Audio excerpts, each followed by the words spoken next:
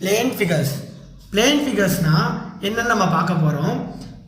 ரெண்டு ஆக்சிஸ் உள்ள ஃபிகர்ஸை பிளேன் ஃபிகர்ஸ்ன்னு சொல்லுவோம். X axis and y axis. அது நம்ம எக்ஸாம்பிளுக்கு என்ன எடுத்துக்கலாம்னா ரெக்டாங்குலர் எடுத்துக்கலாம்.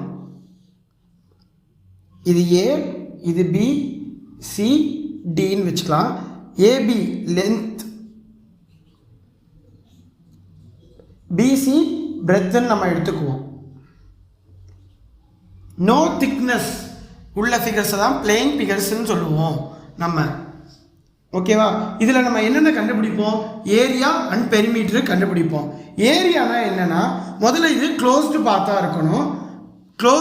க்ளோஸ்டு இதில் உள்ளுக்குள்ளே இருக்க ஸ்பேஸ் தான் என்னது ஏரியான்னு நம்ம சொல்லுவோம். இந்த ஷேடட் பார்ட் தான் நம்ம ஏரியான்னு சொல்லுவோம். ஏரியாவுக்கு என்ன ஃபார்முலானா எல் இன்ட்டு பி. எல்ன்றது லென்த் ஆஃப் த ரெக்டாங்குலர், பின்றது பிரெத் ஆஃப் த ரெக்டாங்குலர். பெரிமீட்டர்னா என்னன்னா length of the boundary. Length of the boundary இந்த ஃபிகரில் எப்படி பார்க்கலான்னா, நான் ஏல ஸ்டார்ட் பண்ணி ஏல வந்து நிற்கணும். அப்படின்னா எப்படி? ஏலேருந்து பிக்கு ஃபஸ்ட்டு போகணும், பிலேருந்து சிக்கு போய் சிலேருந்து டிக்கு வந்து டிலேருந்து ஏக்கு வர இந்த லென்த்து தான் வந்து லென்த் ஆஃப் த பவுண்ட்ரி பெரிமீட்டர்னு சொல்லுவாங்க. ஏ டு பி போயிட்டு BC plus CD plus DA, அதுதான் என்னது லென்த் ஆஃப் த பவுண்ட்ரி.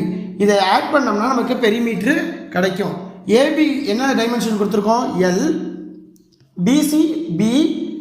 ரெக்டாங்குலர்னு சொல்லிட்டேன், ஆப்போசிட் சைட்ஸ் ஆர் ஈக்குவல். அப்போ இந்த லென்த்து எல், இந்த லென்த்து பின்னு நம்ம கிடைக்கும். So again L plus B.